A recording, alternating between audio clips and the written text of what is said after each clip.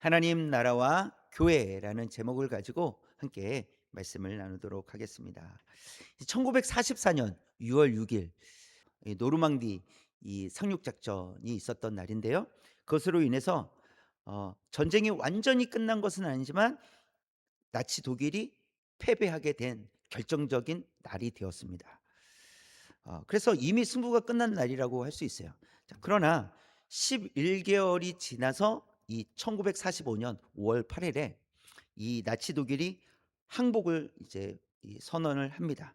그래서 그 선언을 통해서 항복을 선언함으로 인해서 전쟁이 최종적으로 이제 종결 된 날이 되었습니다. 그래서 이제 더 이상 전투도 없고 평화의 날이 된 것이죠. 완전한 승리의 날이 된 것입니다. 이 연합군의 작전은 성공을 하긴 했지만 11개월 동안 항복하지 않고 계속 내전이 있었어요. 11개월이 지나서야 항복하게 되었다는, 완전한 승리의 날이 되었다는 것입니다. 어, 예수님께서 2000년 전에 이 땅에 오셨어요. 그리고 그러니까 2000년 전에 성육시키나요 이 땅에 오셨고 십자가에서 죽으시고 부활하셨어요. 승리하신 것을 2000년 전에 예수님께서 오심으로 보여주신 거예요. 그래서 마태복음 12장 28절에 보니까 그러나 내가 하나님의 성령을 힘입어 귀신을 쫓아내는 것이면 하나님의 나라가 이미 너희에게 임하였느니라. 하나님의 나라가 이미 너희에게 임하였느니라 라고 말씀하실 때는 아직 십자가 지시기 전이었어요. 그럼에도 불구하고 하나님 나라가 이미 너희에게 임하였느니라 이렇게 말씀을 하고 있어요. 또 요한복음 19장 30절이에요. 시작. 예수께서 신 포도주를 받으신 후에 이르시되 다 이루었다 하시고 머리를 숙이니 영혼이 떠나가시니라. 이때 예수님은 십자가상에서 죽으실 때예요. 그때 뭐라고 말씀하세요? 다 이루었다라고 말씀을 하고 있습니다. 하나님 나라가 임하였고 승리하였음을 가르쳐 주시는 말씀이에요. 예수님께서 이 땅에 오셨을 때 이미 하나님 나라가 임하였고 예수님께서 십자가에서 죽으시고 부활하심을 통해서 온전히 이루셨다라는 것을 말씀해 주고 있습니다. 승리하셨다라는 거예요. 하나님 나라가 승리하셨다는 것이죠. 그러나 아직 최종 완성된 하나님 나라는 아니라는 것입니다. 이미 하나님 나라가 임했지만 최종적인 완성된 하나님 나라는 아니라는 것인데, 그것은 완성된 나라는 언제가 될까요? 예수님께서 다시 오시는 날 완전한 이제 하나님 나라를 이루게 됩니다. 실현되게 됩니다. 그래서 이미 하나님 나라가 임했고 아직 완전한 하나님 나라가 임하지 않은 이 중간, 이 사이에는 여전히 사단이 활동하고 있다라는 거예요. 마치 나치 독일이 11개월 동안 항복하지 않았잖아요. 어떻게든 다시 회복해 보려고 했던 시간이 11개월 동안의 시간입니다. 마찬가지로 사단은 포기하지 않고 계속해서 이 땅에 승리한 하나님의 백성들을 향해서 공격한다는 것이죠. 그래서 사단이 여전히 활동하고 있다는 것을 말씀해 주십니다. 그림을 하나 보시면 지금 우리의 시간은요, 지금 깜빡깜빡거리고 있죠. 노란색으로. 그 사이에 우리가 살고 있는 거예요. 그래서 하나님 예수님께서 이 땅에 임하셨을 때 이미 하나님 나라는 임했어요. 그리고 예수님께서 부활하신 이후에 하늘로 승천하셨어요. 그리고 다시 오신다라고 말씀하셨어요. 다시 오실 때까지 그 사이, 이미와 아직 사이에 우리는 살아가고 있다는 것이죠. 그리고 우리가 그 이미와 아직 사이에 살아갈 때 사단이 여전히 활동하고 있다라는 것을 보여줍니다. 그래서 하나님 나라와 교회 관계에 대해서 어떻게 이 문장으로 표현할 수 있느냐면, 같이 한번 읽어볼까요? 시작. 이미 승리한 하나님 나라에서 아직 최종 승리까지 기다리는 교회. 우리는 이미 승리한 하나님 나라에서 최종 승리까지 기다리는 성도, 교회로서 살아가고 있다는 것이죠. 우리는 이미 하나님 나라는 승리하였지만 여전히 사단이 활동하고 있는 그런 공간 안에서 이미 아직 사이에서 살아가고 있기 때문에 아직 긴장 상태에 있다는 거예요. 여전히 공격을 받는 상태에 있다는 것입니다. 그렇다면 이미 승리한 하나님 나라에서 아직 최종 승리까지 기다리는 교회로서 우리는 어떠한 삶을 살아야 될 것인가를 오늘 말씀을 통해서 두 가지 우리 살펴보도록 하겠습니다. 첫 번째, 시작. 승리가 이미 확정되었음을 고백하는 교회로 살아가야 합니다. 우리가 승리가 이미 확정되었다라는 거예요. 우리는 패배하지 않습니다. 이런 확신을 가지고 이런 고백을 가지고 살아가는 교회와 성도가 되어야 한다는 것입니다. 오늘 말씀에 보면 가이사랴 빌립보라는 장소가 나요. 그림 하나 보시면 이거는 이제 그 그림으로 그린 건데 현재의 모습은 아니고 과거에 이런 모습이었을 것이다. 이런 신전들이 있었을 것이다라고 그려 놓은 것이에요. 그래서 이 가이사랴 빌립보는 이 헤롯 빌립 2세가 이, 이 로마 황제 가이사에게 바친 도시예요. 그래서 가이사의 이름을 따서 가이사랴, 그리고 자기 이름 빌립을 붙여서 가이사랴 빌립보라고 붙여진 이름이에요. 그런 도시예요. 이곳은 황제를 숭배해야 하는 곳이었고요, 이방신들을 모셔두었던 곳입니다. 하필이면 눈을 들면 우상신전이 보이고 로마 황제를 바치는 그런 곳에서 예수님께서 제자들에게 물으시는 거예요. 15절 말씀이에요. 붉은 글씨 시작. 너희는 나를 누구라 하느냐. 하필이면 이곳에서, 이 가이사랴 빌립보 그러한 곳에서 예수님께서 물으시는 거예요. 너희는 나를 누구라 하느냐. 눈에 보이는 것이 얼마나 신경 쓰였겠습니까? 지금 이방 신들을 모신 그런 공간이잖아요. 그런 장소잖아요. 또 실제로 이 이스라엘을 다스리고 있었던 것은 로마란 말이에요. 로마의 황제라는 것이죠. 그런 곳에서, 그런 눈으로 볼 수 있는 곳에서 좀 어려운 질문이긴 했어요. 그런데 베드로가 이렇게 대답을 하죠. 16절 말씀이에요. 붉은 글씨 시작. 주는 그리스도시요 살아계신 하나님의 아들이시니이다. 아멘. 로마를 숭배하던 곳에서 예수님이 곧 하나님이십니다. 예수님이 왕이십니다. 메시아이십니다. 라고 고백하는 것이었어요. 매우 용기 있는 고백이었습니다. 뿐만 아니라 속된 말로 하면 제정신으로 할 수 없는 말이었다라는 거예요. 그래서 예수님께서 베드로에게 이렇게 말씀을 하세요. 17절 말씀이에요. 붉은 글씨 시작. 바요나 시모나 내가 복이 있도다. 이를 내게 알게 한 이는 혈육이 아니요 하늘에 계신 내 아버지시니라. 누가 가르쳐 주신 거예요? 하나님께서 가르쳐 주신 거라는 거예요. 하나님께서 그 마음을 주셨기 때문에 베드로가 고백할 수 있었다라는 것이에요. 그래서 하나님께서 가르쳐 주시지 않으셨다면 베드로는 고백할 수 없었다는 것이죠. 그래서 그냥 속된 말로 제정신이 아니었다는 거예요. 하나님께서 가르쳐 주셨기 때문에 할 수 있었던 고백입니다. 또 예수님의 말씀은 여기서 끝나지 않았습니다. 이 신앙 고백이 갖는 의미를 가르쳐 주셨는데요. 18절에 있는 말씀 붉은 글씨 시작. 너는 베드로라. 내가 이 반석 위에 내 교회를 세우리니 음부의 권세가 이기지 못하리라.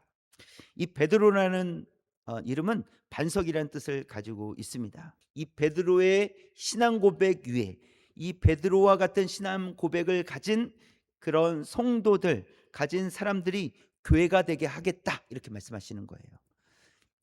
이 고백이 있어야 교회가 될 수 있다. 그리고 그 교회는 사단의 권세를 이기게 된다라고 말씀해 주십니다. 결국 이 가이사랴 빌립보는요, 지금 그 터는 남아있지만 신전은 무너졌습니다. 그림을 하나 보시면, 사진을 보시면 이런 터만 남아있다라는 거예요. 다 무너졌다라는 것입니다. 뿐만 아니라 사람이 세운 건물, 또 교회들도 사라진 곳이 많이 있습니다. 사람이 세운 것 웅장하고 거대해 보이지만 그것은 무너지게 된다는 것이죠. 화려한 건물로 승리를 판단할 수 없다라는 것입니다. 교회는 예수님 때문에 승리하게 된다는 사실입니다. 여러분, 교회는 예수님 때문에 승리한다는 사실을 항상 믿는 그런 저와 여러분 되시길 원합니다. 우리는 이미 승리한 하나님 나라 백성으로서 교회다라고 가르쳐 주십니다. 우리 교회가 지금까지 올 수 있었던 이유는 예수님을 믿는 믿음 위에 세워진 교회이기 때문에 가능했다고 저는 믿습니다. 예수 그리스도를 믿는 그 믿음 위에 세워진 교회는 결코 실패하지 않는 줄 믿습니다. 과거에 여러 가지 풍파가 있었을지라도, 또 사단의 공격이 계속해서 있을지라도 예수 그리스도의 터 위에 세워진 교회는 결코 무너지지 않을 줄 믿습니다.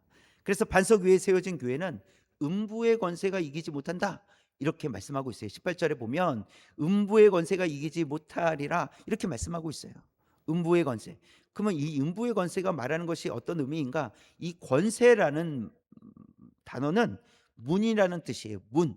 음부의 문, 즉 죽음의 문이라고 할 수 있어요. 죽음의 문이 어, 교회를 무너뜨릴 수 없다라는 거예요. 죽음으로 끌고 가던 사단이 교회를 무너뜨릴 수 없다. 그래서 교회는 사단을 이기게 된다라는 것을 말씀해 주시는 거예요. 사단은 우리를 죽음의 문으로 이끌어 가잖아요. 그러나 그 죽음의 문이 더 이상 교회를 이길 수 없다라는 거예요. 교회는 생명의 문으로 나가게 되기 때문입니다. 우리는 이 예수 그리스도로 말미암아 이미 승리가 확정된 성도들입니다. 이 사실을 믿고 살아갈 수 있는 저와 여러분 되시기 원합니다. 그러나 최종 승리의 날, 사단이 항복할 때까지 악을 대적하며 믿음의 선한 싸움을 살아가는 성도들이 되어야 한다는 것입니다. 저와 여러분이 이미 승리한 하나님 나라 백성이지만, 그러나 최종 승리의 날까지 여전히 악을 대적하고 또 믿음으로 살아갈 수 있는 그런 믿음의 사람들, 하나님 나라 백성이 되시기를 주님의 이름으로 축원합니다. 두 번째 시작. 하나님 나라 열쇠를 가진 교회로 살아가야 합니다. 나라라는 것은 헬라어로 보면 이 바실레이아라고 돼 있어요. 바실레이아. 그래서 통치, 다스림, 왕권이라는 뜻입니다. 그래서 하나님 나라는 하나님께서 다스리시는 나라라는 거예요. 그래서 나라라는 뜻 자체가 그 통치와 다스림을 의미하는 것이기 때문에 곧 하나님 나라는 다스리신다, 하나님께서 다스리신다, 이런 의미를 갖고 있습니다. 그런데 이 마태복음에 보면 이 하나님 나라를 하늘나라 이렇게 번역이 되어 있어요. 그래서 사실 이것은 유대인들이 하나님을 직접적으로 언급할 수 없어서 하나님을 하늘로 표현한 거예요. 그래서 하나님 나라라고 표현돼야 될 것을 하늘 나라 이렇게 표현한 것이거든요. 근데 이것을 한글 성경으로 번역하면서 하늘 천자를 써서 천국 이렇게 번역을 해 놨습니다. 그런데 이것이 또 천당이라는 단어와 이렇게 또 맞물리면서 이 죽어서 가는 어떤 곳이라고 인식하기 시작하는 거예요. 그래서 천국은 하나님 나라인데, 그래서 하나님께서 다스리시는 나라라는 의미인데, 이것이 천국, 그래서 하늘천, 하늘에 있는 나라, 그러면서 천당, 하늘 어딘가에 있는 천당, 이런 의미로 인식이 되어서 천국을 죽어서 가는 나라로 인식하게 되었다라는 거예요. 그러나 성경에서 말하는 하나님 나라는 하나님께서 다스리시는 나라다, 하나님께서 통치하시는 나라, 하나님을 통치를 받는 나라, 그런 의미로서 하나님 나라라는 거예요. 그래서 우리가 하나님 나라라고 생각할 때, 그리고 천국이라는 단어를 쓸 때도 천국은 죽어서 가는 나라가 아니라 하나님께서 다스리시는 나라가 천국이다라고 우리가 인식할 수 있어야 돼요. 그런 생각을 바꿔서 천국은 하나님께서 다스리시는 나라, 그래서 어느 곳이든지 다 하나님 나라라고 그렇게 찬양에서도 고백하는 것은 하나님께서 하나님의 다스림을 받는 성도가 살아가는 그 장소가 하나님 나라다라고 말씀하시는 거예요. 또 그러면 하나님, 이게 나라는 바실레야, 통치, 다스림을 의미하는 것인데, 그럼 교회는 어떤 곳일까요? 교회는 에클레시아라고 해요. 이것은 의미는 불러낸 자들이라는 거예요. 불러낸 자들, 세상에서 불러낸 자들을 에클레시아라고 하고 있어요. 예수님께서 불러낸 자들이 모인 공동체가 교회다라는 것입니다. 또 그리스도의 주권을 전달하는 공동체, 그러니까 우리의 주인이 누구신지를 선포하는 공동체가 교회다라는 것이에요. 그래서 이 교회는요, 장소적 개념으로도 쓰이고 우주적 개념으로도 쓰여요. 그래서 요한계시록에 보면 7교회가 나와요. 그래서 그 7교회 편지를 보내시면서 어떤 교회에 대해서는 책망도 하시고 칭찬도 하세요. 어떤 교회는 책망만 하세요. 어떤 교회는 칭찬을 하세요. 이렇듯 교회는 어떤 특정 교회를 지칭할 때 사용해요. 이 교회죠.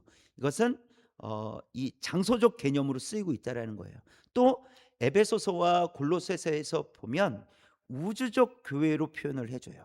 그래서 어떤 표현들이 있냐면 한 몸이다 이런 표현을 해요. 한 몸. 그리스도 안에서 우리는 한 몸입니다. 그리스도는 우리의 머리가 되시고 우리는 지체입니다. 이렇게 이야기해요. 그래서 비록 우리는 다 제각기 다르고 다른 지역에서 살고 다른 나라에서 살지만 그리스도를 믿는 모든 성도들은 그리스도 안에서 한 몸이다 이렇게 이야기를 하세요. 우주적 교회를 개념으로서 말씀하고 계시는 거예요. 그렇기 때문에 내가 속한 교회뿐만 아니라 이 땅의 모든 교회들이 한 지체로서 함께 지어져 가야 된다라고 에베소서에서 말씀하고 있는 거예요. 그래서 교회라 우리가 교회를 생각할 때 어떤 특정한 그 장소적인 개념으로서 교회를 생각할 수 있지만 그러나 또 교회는 한 몸으로서 그리스도 안에 있는 한 몸으로서 교회라는 것을 우리가 기억해야 된다는 것입니다. 그렇다면 하나님의 다스림을 받는 교회들은 하나님 나라, 완전한 하나님 나라가 임하기까지 교회로서의 역할을 감당해야 된다는 것입니다. 하나님 나라, 완전한 하나님 나라, 예수님께서 다시 오실 그날까지 교회로서의 역할을 감당해야 되는데 그러면 교회로서의 역할이 무엇일까? 19절에 있는 말씀 볼까요? 처음부터 시작. 내가 천국 열쇠를 내게 주리니 내가 땅에서 무엇이든지 매면 하늘에서도 매일 것이요 내가 땅에서 무엇이든지 풀면 하늘에서도 풀리리라 하시고, 교회가 어떤 역할을 해야 됩니까? 열쇠의 역할을 해야 된다는 거예요. 천국 열쇠를 가진 교회가 되어야 된다라고 말씀하십니다. 그래서 예수님께서 주신 열쇠는 하나님 나라를 여는 열쇠예요. 하나님 나라, 그렇죠? 하나님께서 통치하실 수 있도록 여는 열쇠다라는 것입니다. 세상에서 불러낸 성도를 통해서 하나님 나라의 문을 여시겠다라는 거예요. 즉 저와 여러분들을 통해서 하나님 나라를 여시겠다고 말씀하시는 거예요. 그 열쇠를 누구에게 주신 거예요? 저와 여러분에게 주신 거예요. 우리에게 주셨습니다. 그 열쇠를 가지고 천국 문을 열라고 말씀을 하십니다. 그래서 하나님께서는 교회가 선교적 교회가 되기를 원하세요. 선교적 교회. 그래서 선교적 도구로서 하나님께서 교회를 사용하신다는 것입니다. 그래서 우리가 이것을 잘 이해를 해야 되는데 교회 건물이 천국이라서 교회 안에 들어오면 구원을 얻는다는 말이 아닙니다. 그런 의미가 아니에요. 천국 문을 여는 열쇠, 교회는 천국 문을 여는 열쇠로서 교회를 통해서 천국을 보여주어야 된다는 거예요. 교회 건물 안에 들어오기 때문에 구원을 얻는 것이 아니라 교회의 역할은 천국을 보여주는 역할이에요. 이게 천국입니다. 천국은 이런 것입니다라고 보여줘야 될 그런 곳이 바로 교회라는 것입니다. 그래서 주는 그리스도시요 살아계신 하나님의 아들이십니다. 이와 같은 신앙을 고백을 가진 이 성도들의 모임이 교회라면 천국을 보여줘야 될 사람은 누구라는 거예요? 성도들이라는 거예요. 바로 저와 여러분이 천국을 보여주는 사람들이 되어야 된다는 거예요. 천국이 무엇입니까? 하나님께서 통치하시는 나라입니다. 그것이 어떤 의미입니까? 제가 살아가는 것처럼 그렇게 사시면 됩니다 라고 그렇게 말할 수 있기까지 우리가 천국을 보여줘야 된다는 것이죠. 그러나 쉽게 할 수 있는 것은 사실 아닙니다. 그러니까 베드로를 보면 23절에 있는 말씀이에요. 16장 23절에 보니까 붉은 글씨만 볼게요. 시작. 예수께서 돌이키시며 베드로에게 이르시되 사탄아 내 뒤로 물러가라. 너는 나를 넘어지게 하는 자로다. 사람의 일을 생각하는도다. 지금 예수님께서 좀 화가 나셨어요. 베드로에게. 그래서 내 눈앞에서 썩 꺼져 이런 의미예요. 내 뒤로 물러가라. 내 눈앞에서 사라져라 이런 의미거든요. 그런데 왜 화가 나셨어요? 베드로 너는 지금 사람의 일을 생각하는도다. 방금 전까지만 해도요 16절에서 주는 그리스도시요 살아계신 하나님의 아들이십니다. 그래서 예수님께서 칭찬하셨잖아요. 야 그래도 하나님이 너를 정말 사랑하시는구나. 하나님께서 너에게 그 마음을 주셨다라고 그렇게 베드로를 칭찬하셨단 말이에요. 그런데 곧바로 베드로는 사람의 일을 생각하게 되었다라는 거예요. 여러분 우리가 신앙 고백을 가졌다고 해서 우리가 신앙 고백을 한다고 해서 우리가 예수님을 잘 믿겠다고 고백한다고 해서 완벽해지는 것은 아니에요. 사실 우리는 부족한 것이 너무나도 많이 있습니다. 여전히 사람의 일을 생각하며 우리는 살아가게 될 겁니다. 왜요? 부족하니까, 연약해서 그렇습니다. 그러나 베드로는 거기서 멈춰 있지 않았다라는 거예요. 베드로는 성장하는 사람이었습니다. 넘어지기도 했지만 열쇠로서의 역할을 베드로는 감당했다라는 사실입니다. 그러니까 그 자리에 머물러 있었던 사람이 아니라 조금씩 성장해가는 사람이었고, 결국 천국 열쇠를 가지고 그 열쇠의 역할을 감당했던 사람이 바로 베드로와 또 예수님의 다른 여러 제자들이었다라는 사실입니다. 저와 여러분도 지금보다 더 성장하는 그리스도인으로 살아갈 수 있길 원합니다. 우리도 머물러 있지는 않을 거예요. 우리는 계속해서 자라가게 될 겁니다. 여전히 부족하고 여전히 사람의 일을 생각할 수 있겠죠. 그러나 여기서 멈춰 있지 않고, 우리가 비록 넘어지기도 하고 우리가 좌절하기도 하고 믿음의 모습이 조금 없어 보이기도 하지만, 그러나 베드로가 결국은 천국 열쇠를 가지고 그 역할을 감당했던 것처럼 저와 여러분도 감당할 수 있기를 원합니다. 분명히 감당할 수 있도록 하나님께서 우리를 성장해 갈 수 있도록 인도해 주실 줄 믿습니다. 선교적 도구로서 우리가 해야 될 일은, 그래서 하나님의 통치를 받아 하나님 나라를 확장해 가는 거예요. 그럼 어떻게 하면 되겠습니까? 방금 전에도 말씀드렸듯이 천국을 보여주는 삶이 되어야 됩니다. 그래서 우리가 생각해야 돼요. 우리가 고민해야 돼요. 하나님의 다스리심 아래 있다는 것이 무엇인가? 나의 삶 속에서 하나님의 다스림을 받는다는 것이 무엇인가를 고민하는 삶이 필요합니다. 생각하는 성도가 되어야 돼요.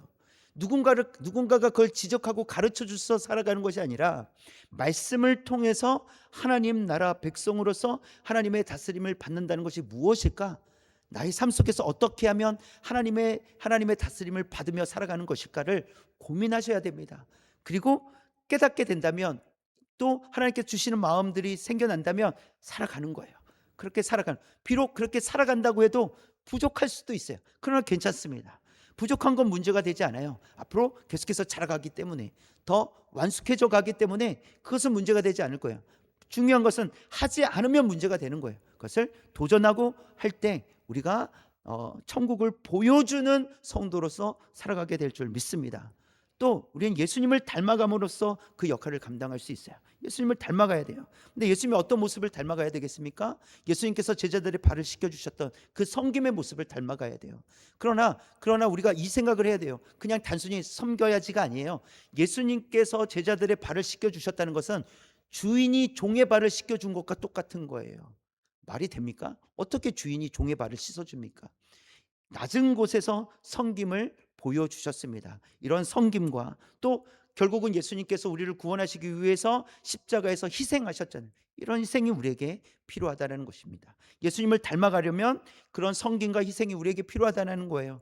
또 예수님께서는 끝까지 하나님의 말씀에 순종하셨어요. 우리가 그런 예수님의 모습을 닮아갈 수 있기를 원합니다. 교회 창립 38주년을 맞이한 우리 목양중앙교회가 이 지역 사회에 천국 문을 열고 또 통로로 쓰임 받을 수 있기를 원합니다. 또 그렇게 여러분 함께 기도해 주시길 바랍니다. 우리가 그냥 교회로서 우리끼리만 교회고 우리끼리만 좋고가 아니라 이 지역 사회를 섬기는 교회가 되어야 되겠습니다. 그래서 천국을 보여주는 교회, 그리고 통로로서 쓰임 받는 그런 교회가 될 수 있도록 여러분 기도해 주십시오. 또 성도님들께서도 하나님 나라가 이미 승리하였음을 확신하며 친절과 또 섬김, 또 관심과 사랑, 무엇보다도 복음을 가지고 천국 문을 여는, 천국을 보여주는 그런 삶을 살아가시기를 주님의 이름으로 축원합니다.